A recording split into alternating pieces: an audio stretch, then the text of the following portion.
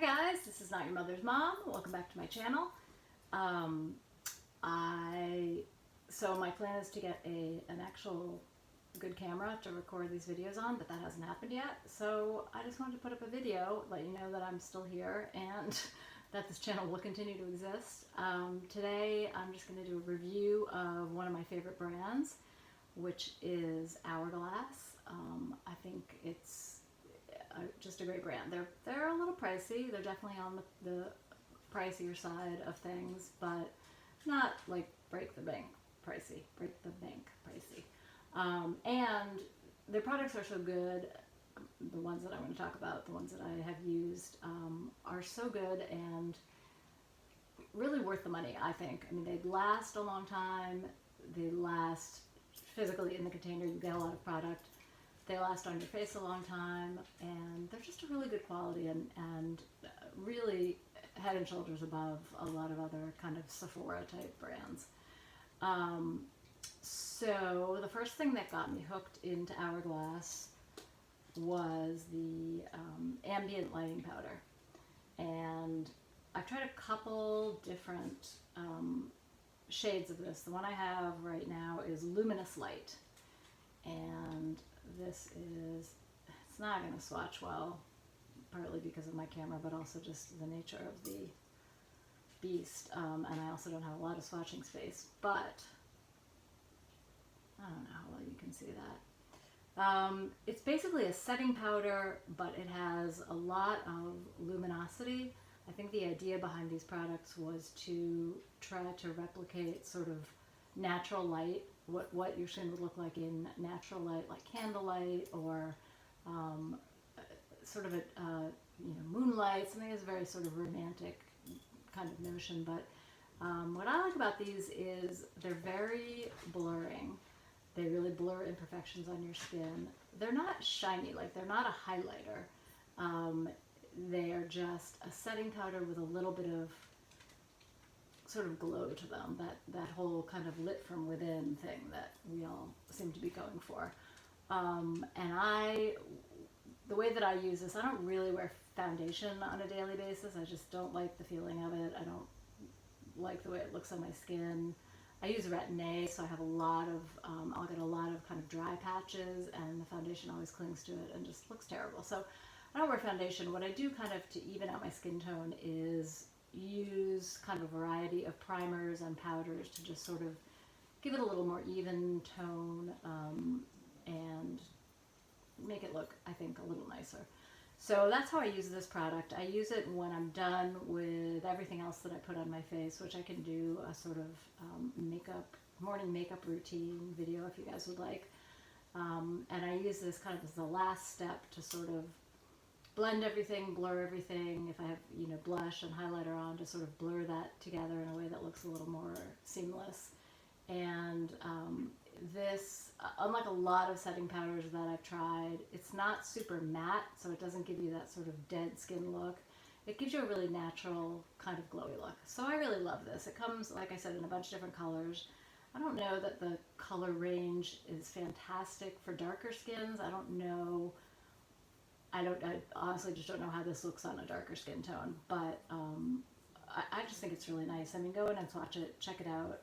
It's just a great product. I think I've been using it since they came out, which was, I don't know, quite a few years ago now, and it's just a product that I have purchased over and over again, and just really don't like to go without. It's really just sort of the last step. And I realize, I guess I'm sort of doing this in a weird order because I'm showing you the last step first, but whatever. So yeah, I highly recommend it. Check it out. I really like it. Another powder that I love from Hourglass is this one, and this just came out, I think, a month or two ago. It's called the Veil Translucent Setting Powder, and this is a slightly more matte version of the one I just showed you. It also has a little bit more coverage as far as color and pigment and evening out your skin tone. And I used this before I used the one I just showed you. And again, I just sort of dust it lightly all over my face. I also use it to set my under eyes. I don't really use concealer as such. I'll show you in a second what I use. but I think it's a good powder for setting concealer if you do use concealer. It's very, very, very fine and very sheer and light, and it even though it provides a little bit of coverage and a little bit of sort of mattifying quality, it's not thick. It doesn't kind of settle into your creases. It's just a really nice light powder. Again, has a little bit of that glowy powder. It's almost a little bit like this in loose powder form, and yet also sort of not, because it's not as glowy. It's much more, you really can't see it on your skin. It's much more sort of translucent. So I don't know, I guess it depends on what you're looking for. But I do, yes, use both of those powders on my face pretty much every day. What I'm using from Hourglass for concealer is this product, which again just came out and sort of I think came out with that setting powder, because this is also called the Veil Retouching Fluid. And this is, it's marketed as something that you can use as sort of a concealer, but it doesn't have a ton of pigment in it, so it doesn't totally cancel out like darkness under your eyes or kind of sallowness or fine lines or anything. It's pretty sheer for a concealer. Let me show you a swatch of it. I don't know how well it's going to swatch. So, and it, as you blend it out, it really blends out nicely on the skin. Just really shears out. I usually put it on, sort of tap it in with my fingers, and then use actually a dry, tiny little beauty blender sponge to sort of just make sure it's all even and sort of pat it in. Put this on, and then I use the setting powder over it. It's marketed as something that you can use like throughout the day to sort of touch up your makeup, and I've tried that, and it works okay. I don't think really putting anything over makeup that's powdered ever looks fantastic, but it works better than a lot of other products for that. So you can sort of use it as a touch-up, you know, all over your face. Again, it doesn't have a lot of concealing to it, so it's not something I would use like to cover up, you know, a zit or a scar or anything that really needs a lot of coverage. This is more sort of just, again, evening out your skin tone. It has a lot of glow to it. It just sort of makes your under eyes look alive and awake. And for me, I do have dark circles under my eyes. I've never found a concealer that covers them up in a way that doesn't look weird and unnatural, particularly because I don't use foundation on the rest of my face, so it always looks sort of weird to just have concealer. I've tried a lot of concealers, and for example, the one that everybody seems to love on YouTube is the what's it called, the Tarte Shape Tape, and that I think is a great concealer, A, for younger skin, B, if you are wearing a full face of makeup, so there's something to sort of blend it into, or the way that I've used it is as a cover-up for, you know, spots that I want to really cover on my face, but it's not for older skin. It has not worked great for me. That's been my experience with it. Anyway, there are a ton of concealers out there that do have a lot of coverage. I think for older skin, my experience has been the thinner the texture of it, the better. Those really thick, really heavily pigmented concealers, I just don't think they never look great on me. I'm sure some people can pull it off, but I don't have either the makeup skills or, yeah, they never look great on me. So this I really like because it gives you a little bit of brightness, a little bit of life under your eyes, has a little bit of coverage, and just makes your under eyes look prettier, I think. Again, makeup is a choice. If, you know, there's this kind of, oh, this is prettier, this is better, this is, you know, I think a bare face with no makeup on it looks great. That's a pretty face. You don't need makeup. Makeup is a choice, and it's, you know, it's something I enjoy doing, or I wouldn't do it. I mean, I don't feel like I have to have makeup on to leave the house. I don't feel like I'm missing anything necessarily without it. It's something I enjoy. I do it because it's fun. I like the way it looks. I love playing with color. It just sort of taps into my artistic side, I think, in a way. So, I don't know, little public service announcement for those of us who don't wear makeup, which, you know, great, that's great. Alicia Keys, I know, a while ago sort of made this big public statement about not wearing makeup, and I actually saw her in person. We were staying at the same hotel in Jamaica, and she indeed was not wearing any makeup that I could tell, and she looked gorgeous. I mean, she's gorgeous. She'd look gorgeous with mud smeared on her face. But yeah, I mean, it's sort of a political issue, I guess, and or it's not. You know, some people just don't like the bother of it. Anyway, I don't know. Off on a tangent there. I guess most of the makeup I like to use is, aside from things like eyeshadow and highlighter and things that really are obviously makeup, the makeup I use on my face, on my skin, I like to not look makeup-y. So that's kind of where I'm coming from. Okay. Another product that I really love from Hourglass is this, and it's a brow kind of setting thing. Oh, here we go. Arch Brow Volumizing Fiber Gel. So I have, and the color I have is, oh God. I also didn't tell you what color I have in this, and I don't have my reading glasses on. Okay, I have fair in the sort of concealery thing. In this, I have, your guess is as good as mine. It's brown. Soft brunette. There we go. So this is something I use to, after I do use an eyebrow pencil on my brows, because they've gotten, as I've gotten older, have gotten kind of thinner and sparser. So I use a brow pencil just to sort of fill in the sparser spots. And then I go over it with this, which sort of holds the hairs in place, but it also kind of has a volumizing property, so it kind of makes the hairs that you have look thicker and fuller, and just makes your brows look fuller in general. So I really like this. It's it comes in a lot of different shades.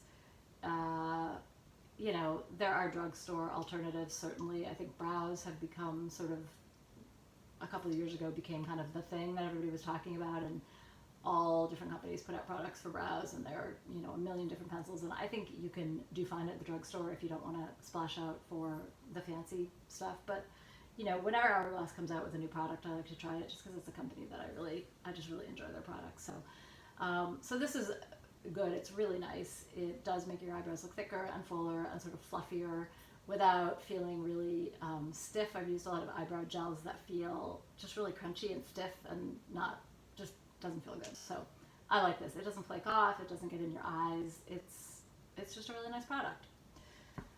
And the last product is something that they just came out with. It's a line of eyeshadows, and they're called the Scattered Light Shadows. And the color that I have is Aura, and these are stunning. Eyeshadow is definitely my favorite makeup product, and something I like to play with a lot. And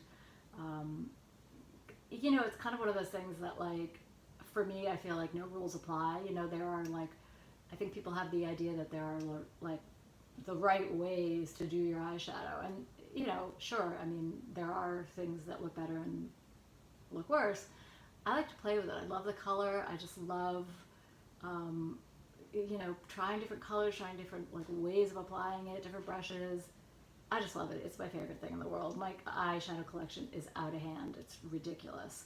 And I think, again, you can find great eyeshadows these days at drugstore prices.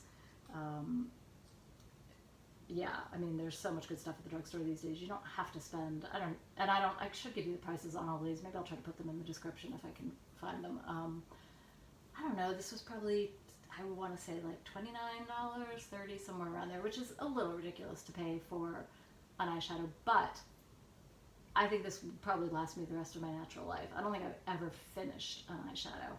And I don't know, I was watching a video today, and someone was showing something that came, I guess it was like a gift set, and things, you know, it was like little tiny, not sample sizes, but like deluxe samples or whatever. So everything was in kind of mini size, and I sort of wish all makeup came like that. Like, it would be cheaper, you'd be able to try it out before, you know, spending an arm and a leg on something.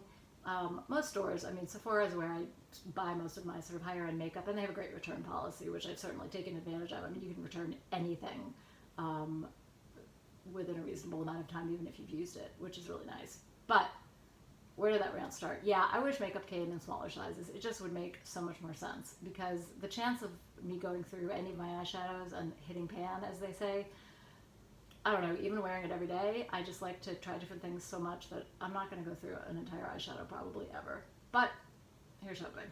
Okay, let's get back to the question at hand, which is the beauty of this Scattered Light in, what did I say? It was Aura.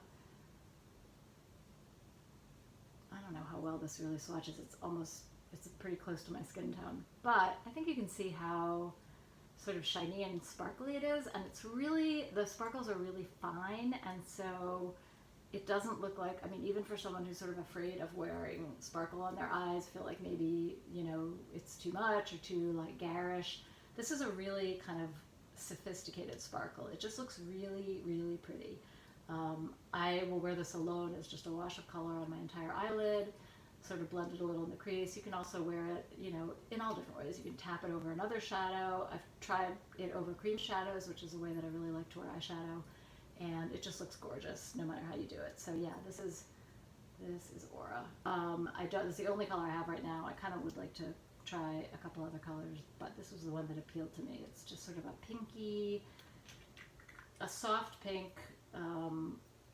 you know, kind of, I hate saying skin color because everybody has a different skin color. It's sort of close to my skin color, but with a pink and a sparkle in it. I just think it's beautiful. So yeah, check those out if you have any interest in any of the products I've talked about.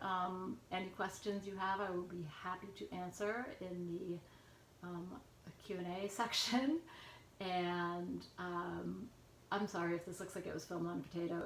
It basically was, but you know, I thought let's get a video up if I'm gonna really try to do this. And the first thing that came to mind was just to talk about, again, like I did with the Virtue hair products, just talk about a line of products that I really enjoy. So thanks for watching. I really appreciate it. And if you liked this video, then like it. And I would love to have you subscribe to my channel if you want to do that.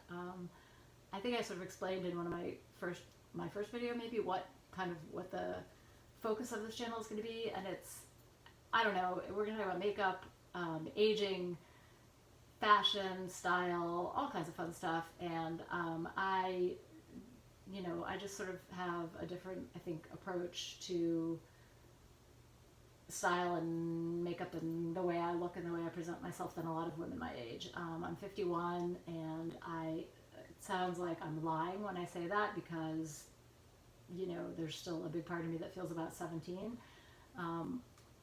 But I think we all feel that way to some extent. I was talking to a woman this morning. I do some volunteer work for hospice, and I was talking to a woman in her 70s, and we're just talking about aging and kind of the, I don't know, the wisdom and knowledge that comes with it, and things you sort of wish you could have told yourself when you were younger. And she said at 70 whatever years old, she still feels inside. She still is like the same person she was at 20, with a little more, you know, a little more wisdom and experience, but there's some essence of yourself that I don't think changes over your lifetime. And I think there's, you know, a lot of really kind of sexist notions of how women should and should not present themselves after a certain age, and I think it's bullshit, and I don't want to subscribe to it. And I want to try to put some content out there that maybe encourages other people to just not give a, oh yes, you're not supposed to swear on YouTube. Did I swear? I think I did. I'll cut it out. Just not give a crap about what you should and shouldn't do according to who made these rules, who says I have to do anything a certain way. I'm going to do what I want. And anyway, that channel is going to sort of promote that. So if that offends you, see ya. As I don't know if anybody, well, I don't know if anybody's watching this, but if those of you who are, if you watch Manny MUA, who's a male makeup artist and lover, and he has a little disclaimer at the beginning of his channel. I guess you can swear, because he does. He says, like, if you don't like it, don't fucking watch it. And that's kind of where we're going with this. So anyway, thank you for watching. I really appreciate it, and I will see you soon. Okay.